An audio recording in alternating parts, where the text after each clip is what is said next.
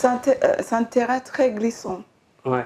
Parce que déjà, le fait qu'il y a des races, c'est une concoction qu'on a fait, je crois que dans les années 18e siècle, qu'on commence à raciser les personnes. Et on en souffre aujourd'hui. Parce que on ne voit pas une personne comme un Français. Parce que déjà, il n'y avait pas de frontières.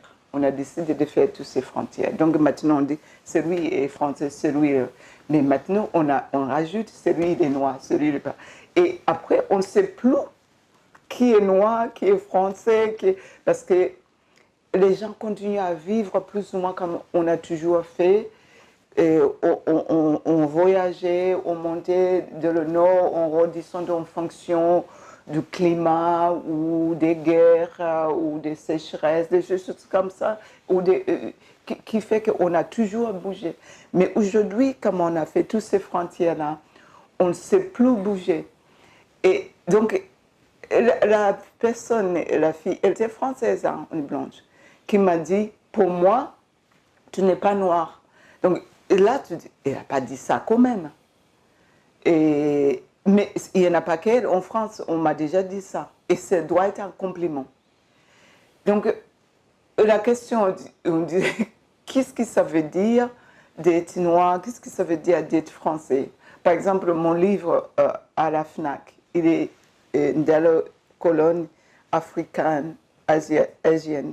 Quand je suis allée à Galignani, donc à Paris, rue de Rivoli, il est classé dans la littérature française.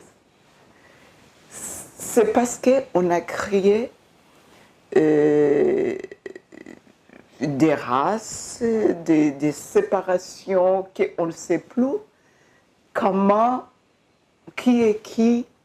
Et quand on vous dit un petit français ou un petit blanc, ça veut dire que tu ne penses pas comme nous. Bien qu'on est noir, on ne pense pas comme nous. Et il y a aussi, même partout, que les gens... Moi, j'ai grandi dans la patrie, on était 4 races, des blancs, des asiatiques, des métis et des noirs. Et pour une raison ou une autre, les Japonais, ils étaient classés avec les blancs. Honoraires, parce qu'on n'allait pas manger avec eux non plus. Mais c'était considéré comme des blancs.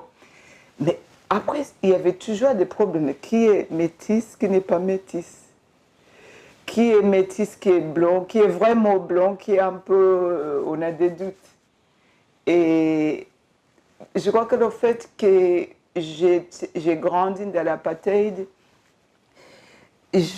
j'étais assez, comment on dit, costaud pour faire face au racisme français. Donc de temps en temps, même dans mes écoles, je dis, tu sais, ça ne va pas m'empêcher à dormir parce que c'est rien du tout en comparaison avec l'apartheid dont j'ai grandi avec. Oui, mais il y a